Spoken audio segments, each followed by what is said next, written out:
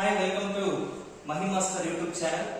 So ಇವತ್ತಿನ class ಅಲ್ಲಿ ನಾವು ಬಿಕಾಮ್ ಮತ್ತೆ ಬಿಬಿಎ ಕೆಲವರಿಗೆ ಬಿಕಾಮ್ ಅವರಿಗೆ ಥರ್ಡ್ ಅಥವಾ ಫೋರ್ತ್ ಸೆಮಿಸ್ಟರ್ ಅಲ್ಲಿ ಇರುತ್ತೆ, ಬಿಬಿಎ ದವರಿಗೆ ಫಿಫ್ತ್ ಸೆಮಿಸ್ಟರ್ ಅಲ್ಲಿ ಇರುವಂತಹ ಇನ್ಕಮ್ ಟ್ಯಾಕ್ಸ್ ರಿಲೇಟೆಡ್ ಅಲ್ಲಿ ಇವತ್ತಿನ ಕ್ಲಾಸ್ ಅಲ್ಲಿ income from house property. So ಇದು 15 ಮಾರ್ಕ್ಸ್ ಗೆ ಕಂಪಲ್ಸರಿ ಕ್ವಶನ್ ಬಂದೇ ಬರುತ್ತೆ. ಸೊ ಹಾಗಾಗಿ ಯಾವ ರೀತಿ ಇದನ್ನ ಕ್ಯಾಲ್ಕುಲೇಷನ್ ಮಾಡಬೇಕು ಅನ್ನೋದನ್ನ ತಿಳ್ಕೊಳ್ಳೋಕ್ಕಿಂತ ಮುಂಚೆ ಫಾರ್ಮೆಟ್ ಅನ್ನ ನಾವು ನೋಡ್ತಾ ಹೋಗೋಣ. ಸೊ ಫಸ್ಟ್ ನಿಮ್ಗೆ ಫಾರ್ಮೆಟ್ ಬಗ್ಗೆ ಕ್ಲಿಯರ್ ಆಗಿ ಗೊತ್ತಾಗ್ಬಿಟ್ರೆ ದೆನ್ ಈಸಿ ನಿಮ್ಗೆ ಹೌಸ್ 1, ಹೌಸ್ 2, ಹೌಸ್ 3 ಅದರಲ್ಲಿ ಸೆಲ್ಫ್ ಆಕ್ಯುಪೈಡ್, ಲೆಟ್ ಔಟ್ ಇದೆಲ್ಲ ಬರುತ್ತೆ. ಅದನ್ನ ಪ್ರಾಬ್ಲಮ್ ಅಲ್ಲಿ ನೋಡ್ತಾ ಹೋಗೋಣ. ಅದಕ್ಕಿಂತ ಮುಂಚೆ ಫಾರ್ಮೆಟ್ ಅನ್ನ ನಾವು ನೀಟಾಗಿ ತಿಳ್ಕೊಳ್ಳೋಣ. So format of income from house property. So particular amount ಅಂತ ಎರಡು ಕಾಲಮ್ ನ ಮೇಂಟೈನ್ ಮಾಡಿಕೊಂಡು first and foremost municipal rental value, fair rental value, we called MRV and FRV, sometimes municipal value ಅಂತ ಕೂಡ ಕರೀತೀವಿ ಇದನ್ನ. So municipal rental value and fair rental value ಇದು ಎರಡರಲ್ಲಿ ಯಾವುದು ಜಾಸ್ತಿ ಇದೆ, whichever is higher. So municipal rental value, fair rental value ಎರಡರಲ್ಲಿ ವಿಚ್ ಎವರ್ ಇಸ್ ಹೈಯರ್ ಅದನ್ನ ನಾವು ಇಲ್ಲಿ ಬರ್ಕೊಳ್ಳುವಂತದ್ದೇ whichever is higher value. So municipal value ಮತ್ತೆ ಫೇರ್ ರೆಂಟಲ್ ವ್ಯಾಲ್ಯೂ ಎರಡು ಇರುತ್ತೆ. ಇದೆರಡರಲ್ಲಿ ಯಾವುದು ಜಾಸ್ತಿ ಇದೆ ಆ ವ್ಯಾಲ್ಯೂನ ನಾವು ಇಲ್ಲಿ ಬರ್ಕೊಳ್ತೀವಿ. ಸೊ ಈ whichever is higher value ಏನ್ ತಗೊಂಡಿದೀವಿ ಅದರ ಜೊತೆಗೆ ಒಂದು ಸ್ಟ್ಯಾಂಡರ್ಡ್ ರೆಂಟ್ ಅನ್ನ ಕೊಟ್ಟಿರ್ತಾರೆ. ಇಫ್ ಎನಿ ಸ್ಟ್ಯಾಂಡರ್ಡ್ ರೆಂಟ್ ಕೊಟ್ಟಿದ್ರೆ ಸೊ ಈ ಸ್ಟ್ಯಾಂಡರ್ಡ್ ರೆಂಟ್ ನ ನಾವು whichever is higher, MRV or FRV value ಅಲ್ಲಿ ಹೈಯರ್ ವ್ಯಾಲ್ಯೂ ಯಾವ್ದಿದೆ ಅದರ ಜೊತೆಗೆ ಕಂಪ್ಯಾರಿಸನ್ ಮಾಡಿದಾಗ ಯಾವ ವ್ಯಾಲ್ಯೂ ಕಮ್ಮಿ ಇದೆ ಅಂದ್ರೆ ಹೈಯರ್ ವ್ಯಾಲ್ಯೂ ಏನ್ ತಗೊಂಡಿರ್ತೀವಿ ಇದರಲ್ಲಿ ಈ ವ್ಯಾಲ್ಯೂ ಮತ್ತೆ ಸ್ಟ್ಯಾಂಡರ್ಡ್ ರೆಂಟ್ ಅಂತ ಏನ್ ಕೊಟ್ಟಿರ್ತಾರೆ ಈ ವ್ಯಾಲ್ಯೂ, ಈ ಎರಡು ವ್ಯಾಲ್ಯೂ ಅಲ್ಲಿ lower whichever is lower ಇವೆರಡರಲ್ಲಿ ಯಾವುದು ಕಡಿಮೆ ಇದೆ ಆ ವ್ಯಾಲ್ಯೂನ ನಾವು ಬರ್ಕೊಳ್ತೀವಿ. ಆ ವ್ಯಾಲ್ಯೂಗೆ ನಾವು ಎಕ್ಸ್ಪೆಕ್ಟೆಡ್ ರೆಂಟ್ ಅಂತ ಕರೀತೀವಿ. So again expected rent or actual rent ಅಂತ ಹೇಳ್ತೀವಿ ನಾವು. So expected rent and actual rent ಇದೆರಡರಲ್ಲಿ ವಿಚ್ ಎವರ್ ಇಸ್ ಹೈಯರ್ ಯಾವುದು ಜಾಸ್ತಿ ಇದೆ ಆ ವ್ಯಾಲ್ಯೂನ ನಾವು ಕಂಪೇರ್ ಮಾಡಿದಾಗ ಸಿಗುವಂತದ್ದನ್ನೇ ಆನ್ಯುವಲ್ ರೆಂಟಲ್ ವ್ಯಾಲ್ಯೂ ಅಂತ ಕರೀತೀವಿ. ಸೊ ಆನ್ಯುವಲ್ ರೆಂಟಲ್ ವ್ಯಾಲ್ಯೂ ಜೊತೆಗೆ ಅನ್ರಿಯಲೈಸ್ಡ್ ರೆಂಟ್ ಕೂಡ ಒಂದು ಇರುತ್ತೆ ವ್ಯಾಲ್ಯೂ. ಅದನ್ನ ಪ್ರಾಬ್ಲಮ್ ಮಾಡಬೇಕಾದ್ರೆ ನಾವು ಅದನ್ನ ಹೇಗೆ ಅಂತ ಸೊಲ್ಯೂಷನ್ ಮಾಡೋಣ. ಸೊ ಇಲ್ಲಿ ಫಾರ್ಮೆಟ್ ಆಗಿರೋದ್ರಿಂದ ನಾನು ಅದನ್ನ ತಗೊಂಡಿದ್ದೀನಿ. ಸೊ ಆನ್ಯುವಲ್ ರೆಂಟಲ್ ವ್ಯಾಲ್ಯೂ ಸಿಗುತ್ತೆ. ಈ ಆನ್ಯುವಲ್ ರೆಂಟಲ್ ವ್ಯಾಲ್ಯೂ ಅಲ್ಲಿ in case of any vacancy period rent ಅಂದ್ರೆ ಮನೆ ಖಾಲಿ ಉಳ್ಕೊಂಡಿರುವಂತದ್ದು ಏನಾದ್ರು ಇತ್ತು ಅಂತಂದ್ರೆ ಒಂದು ವರ್ಷದಲ್ಲಿ ಆನ್ಯುವಲ್ ರೆಂಟಲ್ ವ್ಯಾಲ್ಯೂ ಅಂದ್ರೆ ಒಂದು ವರ್ಷಕ್ಕೆ ಈ ಒಂದು ವರ್ಷದ ವ್ಯಾಲ್ಯೂ ನಾವು ಕನ್ಸಿಡರೇಷನ್ ಮಾಡಿದೀವಿ. ಇನ್ ಕೇಸ್ 1 ಮಂತ್ 2 ಮಂತ್ ಏನಾದ್ರು ಖಾಲಿ ಇದ್ರೆ ಮನೆ ಉಳ್ಕೊಂಡಿದ್ರೆ ಇಫ್ ಎನಿ ಪ್ರಾಬ್ಲಮ್ ಅಲ್ಲಿ ಕೊಟ್ಟಿದ್ರೆ ದೆನ್ ಈ ವೇಕೆನ್ಸಿ ರೆಂಟ್ ಎಷ್ಟಿದೆ ಅದನ್ನ ನೋಡ್ಕೊಂಡು ಒಂದು ಕ್ಯಾಲ್ಕುಲೇಷನ್ಸ್ ಮಾಡ್ಕೊಂಡು ಲೆಸ್ ಮಾಡ್ಕೋಬೇಕಾಗುತ್ತೆ. ಲೆಸ್ ಮಾಡ್ಕೊಂಡ ಮೇಲೆ ನಮ್ಗೆ ಸಿಗುವಂತದ್ದೇ ಗ್ರಾಸ್ ಆನ್ಯುವಲ್ ವ್ಯಾಲ್ಯೂ. ನೋಡಿ ಗ್ರಾಸ್ ಅಂತ ಕೊಟ್ಟಾಗ ಯಾವಾಗಲೂ something is there to deduct ಅಂತ ಅರ್ಥ. So gross annual value popularly we called GAV value ಬರುತ್ತೆ. ಇದರಲ್ಲಿ always deduct municipal tax.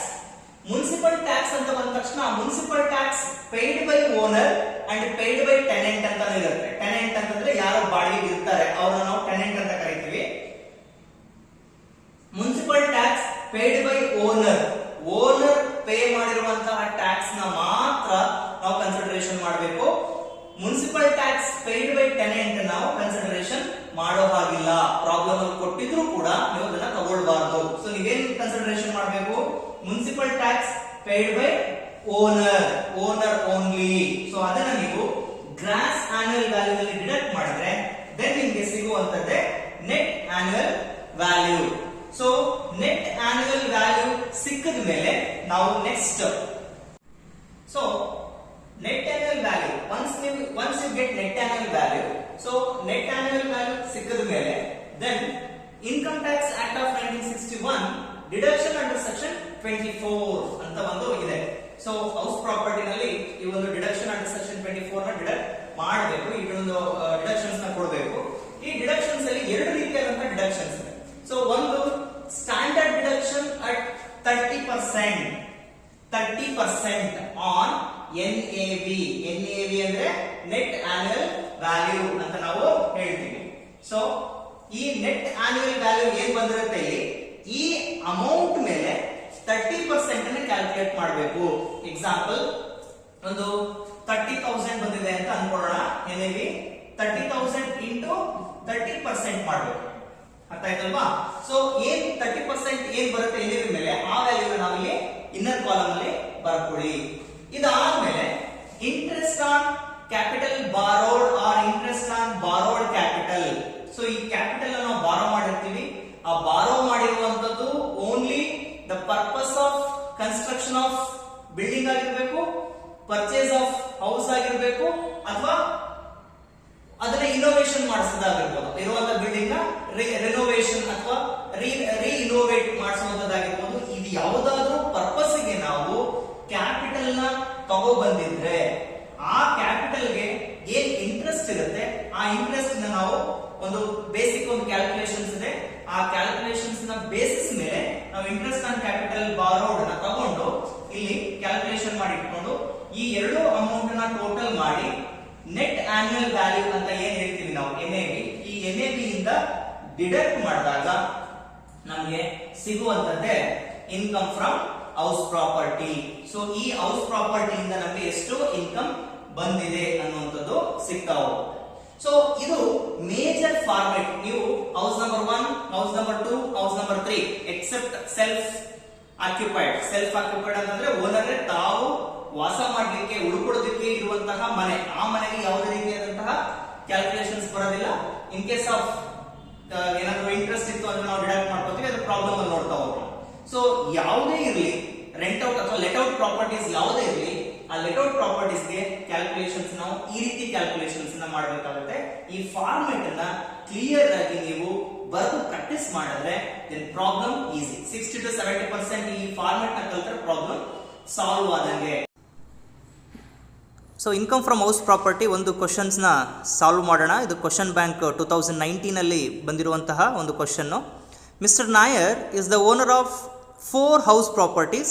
The following information given for the year ending 31st March 2019 in respect of the properties. First house, the municipal value is rupees 1 lakh.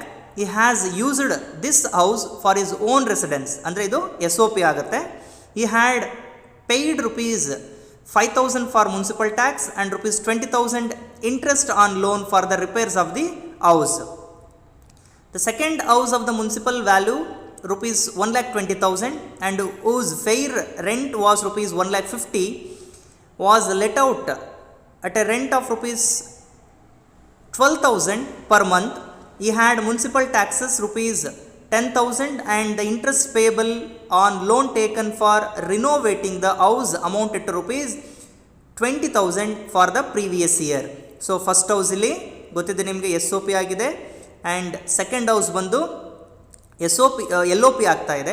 But SOP ನಲ್ಲಿ ನಾವು consideration ಮಾಡೋದು only interest on loan ಮಾತ್ರ. Next house number 3 ನೋಡ್ತಾ ಹೋಗೋಣ. So house 3, the third house of the fire rental value rupees 2 lakh and whose municipal value rupees 1,80,000. So ಇಲ್ಲಿ ನಾನು ಇದನ್ನು ಉಲ್ಟಾ ಮಾಡಿದ್ದೀನಿ. ಸೊ ಮುನ್ಸಿಪಲ್ ವ್ಯಾಲ್ಯೂ ಬಂದು 2 lakh and fire rental value ಬಂದು 1,80,000ನ ತಗೊಂಡಿದ್ದೀನಿ.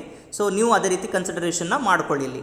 And let out a monthly rent of rupees 14,000.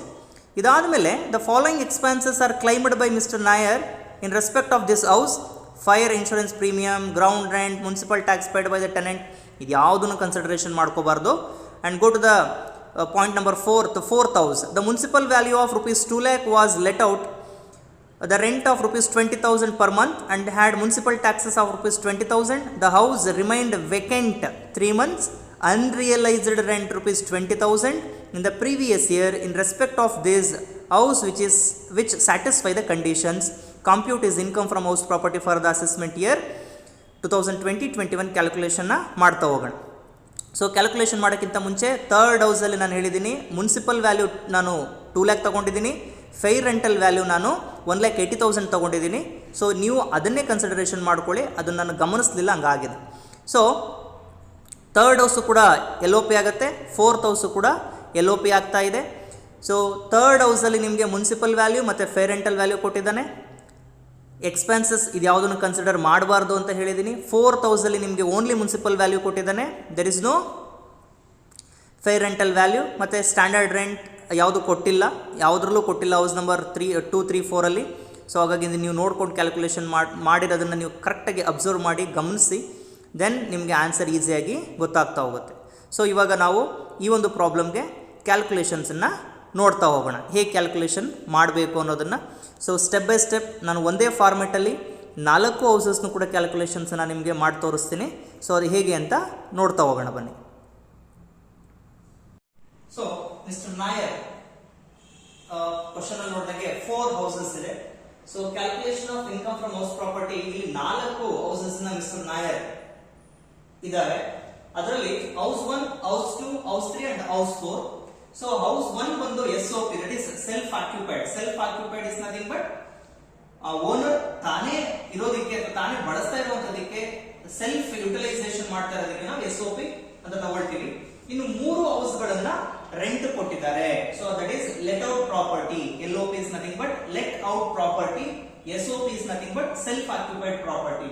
So ಈ 3 house ಗಳನ್ನ ನಾವು ಕ್ಯಾಲ್ಕುಲೇಷನ್ಸ್ ಮೇಜರ್ ಪಾರ್ಟ್ ಬರುತ್ತೆ. ಈ SOP ನಲ್ಲಿ ನೀವು ಯೂಶುವಲಿ ಏನನ್ನ ಕನ್ಸಿಡರೇಷನ್ ಮಾಡಬೇಕು ಅಂದ್ರೆ, ಈ ಕಾಲಮ್ ಅಲ್ಲಿ ಇಂಟ್ರೆಸ್ಟ್ ಆನ್ ಲೋನ್ ಇದ್ರೆ ಮಾತ್ರ ಕನ್ಸಿಡರೇಷನ್ ಮಾಡಿ, ಅಲ್ಲಿವರೆಗೆ ಇದು ಯಾವುದೇ ರೀತಿಯಾದಂತಹ ಕ್ಯಾಲ್ಕುಲೇಷನ್ಸ್ ಇಲ್ಲಿ ಬರೋದಿಲ್ಲ. ಮತ್ತೆ ನಾನು ಈಗ ಕ್ಯಾಲ್ಕುಲೇಷನ್ ಮಾಡ್ತಾ ಇರುವಂತದ್ದು ಒಂದೊಂದು ಹೌಸ್ಗೂ ಕೂಡ ನಾವು ಪರ್ಟಿಕ್ಯುಲರ್ಸ್ ನ ಬರೆದು ಕ್ಯಾಲ್ಕುಲೇಷನ್ ಮಾಡಿ 1, 2, 3, 4 ಆ ರೀತಿ ಮಾಡಬಹುದು. ಬಟ್ ಇನ್ಸ್ಟೆಡ್ ಆಫ್ ದಟ್ ನೀವು 4 ಕಾಲಮ್ಸ್ ನ ಯೂಸ್ ಮಾಡಿಕೊಂಡು ಒಂದೇ ಫಾರ್ಮೆಟ್ ಅಲ್ಲಿ 4 ಪ್ರಾಪರ್ಟೀಸ್ ಗಳಿಗೂ ಕೂಡ ಕ್ಯಾಲ್ಕುಲೇಷನ್ಸ್ ನ ಮಾಡಿ ಯಾವ ರೀತಿ ನೀವು ಆನ್ಸರ್ಸ್ ನ ಕಂಡುಹಿಡಿಯಬೇಕು ಅನ್ನುವಂಥದ್ದು, ಮತ್ತೆ ಟೈಮ್ ಸೇವ್ ಆಗುತ್ತೆ. 15 ನಂಬರ್ಗೆ ನೀವು 4 ಒಂದೊಂದು ಮಾಡ್ತಾ ಹೋದ್ರೆ ಟೈಮ್ ಆಗ್ಬಿಡುತ್ತೆ. ಸೊ ಹಾಗಾಗಿ ನಾವು ಹೇಗೆ ಕ್ಯಾಲ್ಕುಲೇಷನ್ ಮಾಡಬೇಕು ಅನ್ನೋದನ್ನ ತೋರಿಸ್ತಾ ಹೋಗ್ತೀವಿ.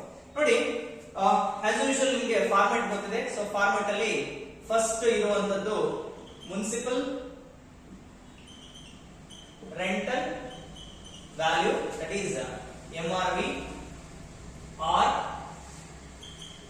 Fair rental value, that is FRV.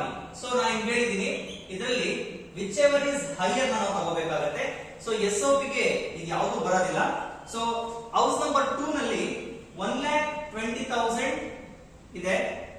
House number 2 ನಲ್ಲಿ ಮುನ್ಸಿಪಲ್ ವ್ಯಾಲ್ಯೂ 2 lakh ಇದೆ. ಅಂಡ್ ಹೌಸ್ ನಂಬರ್ 2 ನಲ್ಲಿ 1,20,000, ಹೌಸ್ ನಂಬರ್ 3 ನಲ್ಲಿ 2 lakh rupees ಇದೆ. ಅಂಡ್ ಹೌಸ್ ನಂಬರ್ 4 ಅಲ್ಲೂ ಕೂಡ ಮುನ್ಸಿಪಲ್ ವ್ಯಾಲ್ಯೂ ಬಂದು 2 lakh rupees ಇದೆ. ದೆನ್ ಫೇರ್ ರೆಂಟಲ್ ವ್ಯಾಲ್ಯೂ ಎಷ್ಟು ನಿಮ್ಮ SOP ಗೆ ನಿಲ್ಲಿರುತ್ತೆ. ಸೊ ಹೌಸ್ ನಂಬರ್ 2 ಗೆ 1,50,000, 1,80,000, ಮತ್ತೆ ಹೌಸ್ ನಂಬರ್ 4 ನಿಮ್ಮ ಇಲ್ಲಿ ಫೇರ್ ರೆಂಟಲ್ ವ್ಯಾಲ್ಯೂ ಕೊಟ್ಟಿಲ್ಲ. ಸೊ ಈ ಎರಡರಲ್ಲಿ ನಾವು ವಿಚ್ ಎವರ್ ಈಸ್ ಹೈಯರ್ ತಗೋಬೇಕಾಗುತ್ತೆ. ಇದೆರಡರಲ್ಲಿ whichever is higher. So 1,20,000 ಮತ್ತೆ 1,50,000. ಸೊ ಹೌಸ್ ನಂಬರ್ 2 ಗೆ ಫೇರ್ ರೆಂಟಲ್ ವ್ಯಾಲ್ಯೂ ಜಾಸ್ತಿ ಇದೆ. ಸೊ 1,50,000 ನ ಬರ್ಕೊಡಿ. ಅಂಡ್ ಹೌಸ್ ನಂಬರ್ 3 ನಲ್ಲಿ ಮುನ್ಸಿಪಲ್ ವ್ಯಾಲ್ಯೂ ಜಾಸ್ತಿ ಇದೆ, ಹಾಗಾಗಿ ಮುನ್ಸಿಪಲ್ ವ್ಯಾಲ್ಯೂ ಹೈಯರ್ ವ್ಯಾಲ್ಯೂ ಬರ್ಕೊಳ್ತೀವಿ. ಅಂಡ್ ಹೌಸ್ ನಂಬರ್ 4 ಇರದೇ ಒಂದು ನಮ್ಮ ಹತ್ರ, that is municipal value, there is no fair rental value. ಹಾಗಾಗಿ ಏನ್ ಕೊಟ್ಟಿದ್ದಾರೆ ಅದನ್ನೇ ಬರ್ಕೋಬೇಕಾಗುತ್ತೆ. ಸೊ ಇವಾಗ ನಾವು ಇದನ್ನ whichever is higher value ನಮಗೆ ಸಿಕ್ಕಿದೆ. ಈ whichever is higher value ಜೊತೆಗೆ ನಾವು we should be comparison, that is standard rent. Standard rent ಅನ್ನು ನಾವು ಕಂಪ್ಯಾರಿಸನ್ ಮಾಡಬೇಕು. ಈ ಸ್ಟ್ಯಾಂಡರ್ಡ್ ರೆಂಟ್ ಅಲ್ಲಿ so whichever is less, so whichever is higher value, that is MRV and FRV, ಇದೆರಡರಲ್ಲಿ higher value ನ ತಗೊಂಡಿದ್ದೀವಿ. ಆ higher value ಜೊತೆಗೆ ಸ್ಟ್ಯಾಂಡರ್ಡ್ ರೆಂಟ್ ಕೊಟ್ಟಿದ್ರೆ ನಿಮ್ಮ ಕ್ವಶನ್ ಅಲ್ಲಿ ತಗೊಳ್ತೀವಿ. ಸೊ ಈ ಕ್ವಶನ್ ಅಲ್ಲಿ ಯಾವುದು ಸ್ಟ್ಯಾಂಡರ್ಡ್ ರೆಂಟ್ ಅನ್ನ ಇಲ್ಲಿ ಕೊಟ್ಟಿಲ್ಲ. ಸೊ ಹಾಗಾಗಿ ನಾವು ಕಂಪ್ಯಾರಿಸನ್ ಮಾಡಿದಾಗ ಅಗೈನ್ ಆಸ್ ಇಟ್ ಈಸ್ 1,50,000 ಹೇಗಿದೆ ಹಾಗೆ ಬರುತ್ತೆ, 2 lakh ಹೇಗಿದೆ ಹಾಗೆ ಬರುತ್ತೆ, ಇಲ್ಲೂ ಕೂಡ 2 lakh ಹೇಗಿದೆ ಹಾಗೆ ಬರುತ್ತೆ. ಸೊ ಇದನ್ನ ನಾವು we are going to be called as expected rental value or expected rent ಅಂತ ತಗೊಳ್ತೀವಿ. ಸೊ ಈ ಎಕ್ಸ್ಪೆಕ್ಟೆಡ್ ರೆಂಟ್ ಜೊತೆಗೆ ನಾವು again comparison between actual rent minus unrealized rent ಎಷ್ಟು. unrealized rent if any ಇದ್ರೆ ಡೈರೆಕ್ಟ್ ನಾವು actual rent ಅಲ್ಲಿ minus ಮಾಡಿ ಬರ್ಕೊಂಡ್ಬಿಡ್ತೀವಿ. ಅದೆರಡರಲ್ಲಿ whichever is higher, ಇದೆರಡರಲ್ಲಿ whichever is higher ನಾವು ಕನ್ಸಿಡರ್ ಮಾಡಬೇಕು. ಈಗ actual rent SOP ಗೆ ಯಾವಾಗಲೂ ನಿಲ್ ಇರುತ್ತೆ, ನಿಮಗೆ ಗೊತ್ತಿದೆ. ಹೌಸ್ ನಂಬರ್ 2, ಹೌಸ್ 2 ಗೆ actual rent ಎಷ್ಟು ಕೊಟ್ಟಿದ್ದಾನೆ ಅಂತ ನಾವು ನೋಡ್ಕೋಬೇಕು. ಸೊ ಮಂತ್ಲಿ ಕೊಟ್ಟಿದ್ರೆ, ಸೊ ಎಷ್ಟು ಅಮೌಂಟ್ ಅಂತ ಹೇಳಿ ಕೊಟ್ಟಿರ್ತಾರಲ್ಲ, ಆ ಅಮೌಂಟ್ ಕೊಟ್ಟಿರುವಂತದನ್ನ ನಾವು ಮಂತ್ಲಿ ಎಷ್ಟು ಕೊಟ್ಟಿದ್ದಾನೆ ಅಂತ ನಾವು ನೋಡ್ಕೋಬೇಕು.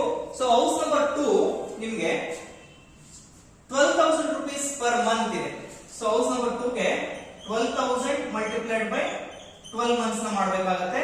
ಅದೇ ತರ house number 3 14,000 multiplied by 12 and house number 4 that is 20,000 multiplied by 12. ಇದನ್ನ ಕ್ಯಾಲ್ಕುಲೇಷನ್ಸ್ ನ ಮಾಡ್ತಾ ಹೋಗ್ತೀವಿ. So 12,000 multiplied by 12 house number 2 ಗೆ, ಸೊ SOP ನಿಲ್ಲಿರುತ್ತೆ ನಿಮಗೆ ಗೊತ್ತಿದೆ. ಸೊ 1,44,000 ಬರುತ್ತೆ. ಅದೇ ತರ ಹೌಸ್ ನಂಬರ್ 2 ಗೆ 1,68,000 ಬರುತ್ತೆ. ಸೊ 14,000 multiplied by 12 ಮಾಡಿದಾಗ, then here 20,000 multiplied by 12 ಮಾಡಿದಾಗ ನಿಮಗೆ 2,40,000 ಇದೆ, ಮೈನಸ್ 20,000 rupees unrealized rent ಇದೆ. ಸೊ ಆ 20,000 rupees unrealized rent ನ ನಾವು ಇಲ್ಲಿ ಡಿಡಕ್ಟ್ ಮಾಡ್ಕೋಬೇಕಾಗುತ್ತೆ. So in case house number 1 ಅಥವಾ ಹೌಸ್ ನಂಬರ್ 2 ಅಥವಾ ಹೌಸ್ ನಂಬರ್ 3 ನಲ್ಲೂ ಕೂಡ ಇಫ್ ಎನಿ ಅನ್ರಿಯಲೈಸ್ಡ್ ರೆಂಟ್ ಇತ್ತು ಅಂತಂದ್ರೆ ನಾವಿಲ್ಲಿ ಮೈನಸ್ ಮಾಡ್ಕೊಳ್ತಾ ಇದ್ವಿ. ಈ ಎರಡಕ್ಕೂ ಇಲ್ಲ. ಹೌಸ್ ನಂಬರ್ 4 ಮಾತ್ರ ಅನ್ರಿಯಲೈಸ್ಡ್ ರೆಂಟ್ 20,000 rupees ಇದೆ. ಸೊ ಹಾಗಾಗಿ 2,40,000 ಡಿಡಕ್ಟ್ 20,000 rupees ಮೈನಸ್ 20,000 ಮಾಡಿದ್ರೆ ನಮಗೆ 2,20,000 rupees ಬರುತ್ತೆ. ಸೊ ಇದನ್ನ ನಾವು ಈ ಎರಡರಲ್ಲಿ whichever is higher ನ ತಗೊಳ್ಬೇಕಾಗುತ್ತೆ. ಸೊ whichever is higher ನ ಮಾಡಿದಾಗ 1,50,000 again 2,00,000 ಇದೆರಡರಲ್ಲಿ 2,20,000 ಬಂದಿದೆ. ಸೊ ಇದನ್ನ ನಾವು, ಸೊ ಈ ಒಂದು ಅಮೌಂಟ್ ಅನ್ನು ನಾವು we're going to be called as, so ಏನು ಎಕ್ಸ್ಪೆಕ್ಟೆಡ್ ರೆಂಟ್ ಮತ್ತೆ ಆಕ್ಚುಯಲ್ ರೆಂಟ್. ಆಕ್ಚುಯಲ್ ರೆಂಟ್ ಅಲ್ಲಿ ನಾವು ಏನಂತ ಕರಿತೀವಿ, ದಟ್ ಈಸ್ ಅನ್ರಿಯಲೈಸ್ಡ್ ರೆಂಟ್ ಅಂತ ಹೇಳ್ತೀವಿ. ಸೊ ಈ ಅನ್ರಿಯಲೈಸ್ಡ್ ರೆಂಟ್ ಅನ್ನ ನಾವು ಲೆಸ್ ಮಾಡಿ ತಗೊಂಡಾಗ ನಮಗೆ ಆನ್ಯುವಲ್ ರೆಂಟಲ್ ವ್ಯಾಲ್ಯೂ ಸಿಗ್ತಾ ಹೋಗುತ್ತೆ. ಸೊ ಇದನ್ನ ನಾವು ಆನ್ಯುವಲ್ ರೆಂಟಲ್ ವ್ಯಾಲ್ಯೂ ಅಂತ ಕನ್ಸಿಡರ್ ಮಾಡ್ತೀವಿ. ಇದರಲ್ಲಿ ಇಫ್ ಎನಿ ವೇಕೆನ್ಸಿ ಪೀರಿಯಡ್ ಇದ್ರೆ, ಸೊ ಈ ಪ್ರಾಬ್ಲಮ್ ಅಲ್ಲಿ ವೇಕೆನ್ಸಿ ಪೀರಿಯಡ್ ಹೌಸ್ ನಂಬರ್ 4 ಗೆ 3 ಮಂತ್ಸ್ ವೇಕೆನ್ಸಿ ಪೀರಿಯಡ್ ಕೊಟ್ಟಿದೆ. ಸೊ 1 ಮಂತ್ ಗೆ ಎಷ್ಟು, ಹೌಸ್ ನಂಬರ್ 4 ಗೆ 20,000 rupees. So vacancy period house number 4 20,000 multiplied by 3 months ಮಾಡ್ತೀವಿ. In case house number 1, house number 2, house number 3, house number 1 is SOP and house number 2 ಮತ್ತೆ house number 3 ನಲ್ಲಿ ಏನಾದರೂ if any ಇದ್ದಿದ್ರೆ, so same as it is ಇಲ್ಲಿ house number 1, house number 2, house number 3, house number 4 like that. ಇಲ್ಲೂ ಕೂಡ ಅಷ್ಟೇನೆ house number 2 ಎಷ್ಟು amount ಇದೆ multiplied by number of vacancy period. 2 months ಇದ್ರೆ example 12,000 multiplied by 2, example 14,000 multiplied by 1 or 2 like that. ಅದಕ್ಕೂ ಮಾಡಬಹುದು. ಇನ್ನೂ ಒಂದನ್ನು ನಾವು ಡೈರೆಕ್ಟ್ ಆಗಿ ಮಾಡಬಹುದು, ಬಟ್ ಬೇಡ. ಹಾಗಾಗಿ ಈ ತರ ಒಂದು ಪ್ರೊಸೀಜರ್ ಅಲ್ಲಿ ನಾವು ಕ್ಯಾಲ್ಕುಲೇಷನ್ಸ್ ನ ಮಾಡ್ತಾ ಹೋಗೋಣ, ಯಾಕಂದ್ರೆ ಇದು ಕನ್ಫ್ಯೂಷನ್ ಆಗೋ ಚಾನ್ಸಸ್ ಇದೆ. ಸೊ ಹಾಗಾಗಿ vacancy period house number 4 20,000 multiplied by 3 months vacancy period ಇರೋದ್ರಿಂದ ಸೊ 60,000 rupees ಅನ್ನು ನಾವಿಲ್ಲಿ ಕನ್ಸಿಡರ್ ಮಾಡ್ತೀವಿ. So then nil as it is ಇಲ್ಲಿ 1,50,000 2,00,000 ಮತ್ತೆ 1,60,000 ಇಲ್ಲಿ ಬರುತ್ತೆ. ಸೊ ಇದನ್ನು ನಾವು ಗ್ರಾಸ್ ಆನ್ಯುವಲ್ ವ್ಯಾಲ್ಯೂ ಅಂತ ಕನ್ಸಿಡರ್ ಮಾಡ್ತೀವಿ. ಸೊ ಈ ಗ್ರಾಸ್ ಆನ್ಯುವಲ್ ವ್ಯಾಲ್ಯೂ ಬಂದ ಮೇಲೆ deduct municipal tax paid by owner ಮಾತ್ರ ಏನ್ ಪೇ ಮಾಡಿದಾನೆ ಆ ಒಂದು ಮುನ್ಸಿಪಲ್ ಟ್ಯಾಕ್ಸ್ ಅನ್ನ ನಾವಿಲ್ಲಿ ಡಿಡಕ್ಷನ್ ಕೊಡಬೇಕಾಗುತ್ತೆ. ಸೊ ಎಸ್ಒಪಿ ಗೆ ಕೊಟ್ಟಿದ್ರು ಕೂಡ in case of municipal tax of SOP ಅಂತ ಹೇಳಿದ್ರು ಕೂಡ ನಾವು ಕನ್ಸಿಡರೇಷನ್ ಮಾಡಬಾರ್ದು. ದೆನ್ ಓನ್ಲಿ ಫಾರ್ ಎಲ್ಒಪಿ ನ ನಾವು ನೋಡಬೇಕಾಗುತ್ತೆ. So municipal tax paid by the owner house number 2 ಗೆ 10,000 ಇದೆ. ಹೌಸ್ ನಂಬರ್ 3 ಇಲ್ಲ, ಕೊಟ್ಟಿಲ್ಲ, ಹಾಗಾಗಿ ತಗೊಳ್ಳೋಂಗಿಲ್ಲ. ದೆನ್ ಹೌಸ್ ನಂಬರ್ 4 20,000 ಅನ್ನ ಕೊಟ್ಟಿದ್ದಾರೆ. ಸಮ್ ಟೈಮ್ ಈ municipal tax paid by owner ಏನಿದೆ ಇದನ್ನ ಯಾವ್ದಾದ್ರು ಮುನ್ಸಿಪಲ್ ರೆಂಟಲ್ ವ್ಯಾಲ್ಯೂ ಮೇಲೋ ಅಥವಾ ಫೈ ರೆಂಟಲ್ ವ್ಯಾಲ್ಯೂ ಮೇಲೋ 10%, 5% ಈ ರೀತಿ ಕ್ಯಾಲ್ಕುಲೇಷನ್ ಮಾಡೋದಕ್ಕೆ ಕೂಡ ಹೇಳ್ತಾರೆ. ಸೊ ಆ ರೀತಿ ಇದ್ದಾಗ ಈ municipal tax paid by owner in case of municipal rental value ಮೇಲೆ 10% ಅಂತ ಹೇಳಿದ್ರೆ ಸೊ ಇಲ್ಲಿ ಈ ವ್ಯಾಲ್ಯೂ ಮೇಲೆ ತಗೋಬೇಕು, ವಿಚ್ ಎವರ್ ಇಸ್ ಹೈಯರ್ ಮೇಲೆ ತಗೋಬಾರದು. ಸೊ ಮುನ್ಸಿಪಲ್ ವ್ಯಾಲ್ಯೂ ಏನಿದೆ 1,20,000. ಸೊ ಇಲ್ಲಿ 1,20,000 ಮಲ್ಟಿಪ್ಲೈಡ್ ಬೈ 10% ಮಾಡಿದ್ರೆ 12,000 ಬರ್ತಾ ಇತ್ತು ಕೊಟ್ಟಿದ್ರೆ. ನಿಮ್ಮ ಕ್ವಶನ್ ಅಲ್ಲಿ ಈ ರೀತಿಯಲ್ಲೂ ಕೂಡ ಬರೋ ಚಾನ್ಸಸ್ ಇರುತ್ತೆ. ಆ ರೀತಿ ಇದ್ದಾಗ 10,000 ಬಂದು ನಾವು 12,000 ಹಾಕೋತಾ ಇದ್ವಿ. ಬಟ್ ಈ ಪ್ರಾಬ್ಲಮ್ ಅಲ್ಲಿ ಡೈರೆಕ್ಟ್ ಆಗಿ ಅವನೇ ಕೊಟ್ಟಿದ್ದಾನೆ, ಆ ಕಾರಣಕ್ಕೆ ನಾವು 10,000 ಮತ್ತೆ ಹೌಸ್ ನಂಬರ್ 3 ಗೆ ಕೊಟ್ಟಿಲ್ಲ, ಹೌಸ್ ನಂಬರ್ 4 ಗೆ 20,000 ಕೊಟ್ಟಿದ್ದಾನೆ. ಸೊ ಇದನ್ನ ನಾವು ಡಿಡಕ್ಟ್ ಮಾಡೋಣ. ಸೊ ಡಿಡಕ್ಟ್ ಮಾಡಿದಾಗ 1,40,000. ಸೊ ಇಲ್ಲಿ ಏನು ಇಲ್ಲ, ಹಾಗಾಗಿ ಅದೇ ಅಮೌಂಟ್ ಬರುತ್ತೆ 2 lakh. ಸೊ ಇಲ್ಲೂ ಕೂಡ 1,40,000. ಸೊ ಇದನ್ನ ನಾವು ಏನಂತ ಕರಿತೀವಿ, that is net annual value, that is NAV ಅಂತ ಹೇಳಿ ನಾವು ಕ್ಯಾಲ್ಕುಲೇಷನ್ ತಗೊಳ್ತೀವಿ. ಸೊ ಇದೇ ತರ ನಿಮ್ಗೆ ಯಾವ್ದಾದ್ರು ಒಂದು ಹೌಸ್ ನ ಕೊಟ್ಟು ಈ ಒಂದು ಪ್ಯಾಟರ್ನ್ ಅಲ್ಲೇ 5 ಮಾರ್ಕ್ಸ್ ಗೆ ಕ್ಯಾಲ್ಕುಲೇಷನ್ ಮಾಡುವಂತ ಚಾನ್ಸಸ್ ಕೂಡ ಇರುತ್ತೆ ನಿಮ್ಮ ಎಕ್ಸಾಮಿನೇಷನ್ಸ್ ಅಲ್ಲಿ. ಈ ಪ್ಯಾಟರ್ನ್ ನೀವು ಫಾಲೋ ಮಾಡಿದ್ರೆ 5 ಮಾರ್ಕ್ಸ್ ಆದ್ರೂ ಬರಲಿ 15 ಮಾರ್ಕ್ಸ್ ಆದ್ರೂ ಬರಲಿ ಈಸಿಯಾಗಿ ನೀವು ಕ್ಯಾಲ್ಕುಲೇಷನ್ಸ್ ಅನ್ನ ಮಾಡಬಹುದು. ಸೊ ನೆಟ್ ಆನ್ಯುವಲ್ ವ್ಯಾಲ್ಯೂ ಕಂಡಿಡ್ದಾದ್ಮೇಲೆ ನಾವು ನೆಕ್ಸ್ಟ್ ಇರುವಂತದ್ದು ಡಿಡಕ್ಷನ್ಸ್ ಅನ್ನ ಕೊಡಬೇಕು. ಆ ಡಿಡಕ್ಷನ್ಸ್ ಅನ್ನ ಹೇಗೆ ಕೊಡಬೇಕು, ಯಾವ ರೀತಿ ಕೊಡಬೇಕು ಅಂತ ನೋಡ್ತಾ ಹೋಗೋಣ. ಸೊ ನೆಟ್ ಆನ್ಯುವಲ್ ವ್ಯಾಲ್ಯೂ ಸಿಕ್ಕಾದ್ಮೇಲೆ ಡಿಡಕ್ಷನ್ಸ್ ಅಂಡರ್ ಸೆಕ್ಷನ್ 24. ಸೊ ಇದರಲ್ಲಿ ಎರಡು ರೀತಿಯಾದ ಡಿಡಕ್ಷನ್ಸ್ ಅಂತ ಹೇಳಿ ನಾನು ಫಾರ್ಮೆಟ್ ಅಲ್ಲಿ ಕೂಡ ತಿಳಿಸಿದ್ದೀನಿ. ಅದರಲ್ಲಿ ಮೊದಲನೇದು ಸ್ಟ್ಯಾಂಡರ್ಡ್ ಡಿಡಕ್ಷನ್ ಅಂಡರ್ ಸೆಕ್ಷನ್ 24 ಅಲ್ಲಿ standard deductions at 30%. So deduction under section 24 ಅಲ್ಲಿ standard deduction at 30% on NAV. So NAV ಮೇಲೆ ತಗೋಬೇಕು. ಸೊ ಹೌಸ್ ಪ್ರಾಪರ್ಟಿ ನಿಮಗೆ SOP ನೇ ನಿಲ್ ಆಗುತ್ತೆ. ನಾವು ಡೈರೆಕ್ಟ್ ಆಗಿ ಹೌಸ್ 2 ಹೋಗ್ತೀನಿ. ಹೌಸ್ 2 ಅಲ್ಲಿ 1,40,000 ಇದೆ. 1,40,000 into 30%. Then house 3 ನಲ್ಲಿ 2 lakh into 30% and house 4 1,40,000 into 30%. So ಇದನ್ನ ನೀವು ಕ್ಯಾಲ್ಕುಲೇಷನ್ಸ್ ಅನ್ನ ಮಾಡಿದ್ರೆ ನಿಮಗೆ 1,40,000 ಮಲ್ಟಿಪ್ಲೈಡ್ ಬೈ 30% ಮಾಡಿದ್ರೆ 42,000 ಬರುತ್ತೆ. Then this one is 60,000. So ಇಲ್ಲೂ ಕೂಡ 1,40,000 ಇರೋದ್ರಿಂದ ನಿಮಗೆ 42,000 ಬರುತ್ತೆ. ಸೊ ಇದಾದ್ಮೇಲೆ B interest on loan or borrowed capital ಅಂತ ಏನ್ ಹೇಳ್ತೀವಿ ಅದ್ರ ಬೇಸ್ ಮೇಲೆ ತಗೋತೀವಿ.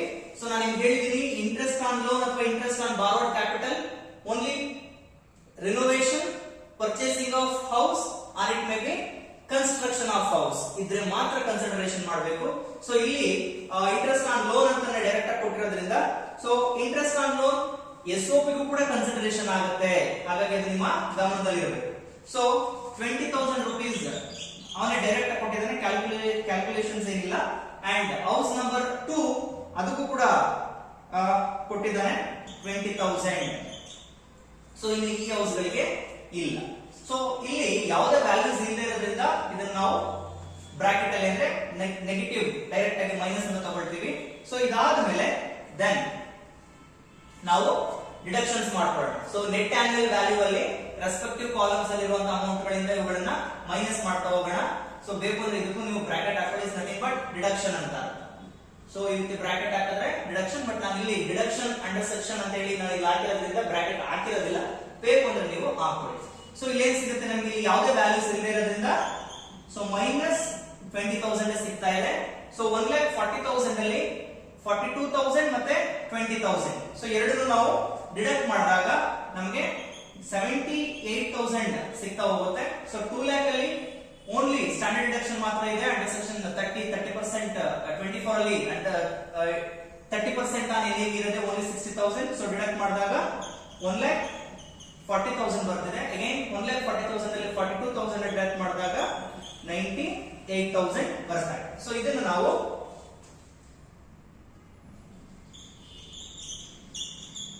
ಇನ್ಕಮ್ ಫ್ರಮ್ ಹೌಸ್ ಪ್ರಾಪರ್ಟಿ ಅಂತ ತಗೋತೀವಿ. But taxable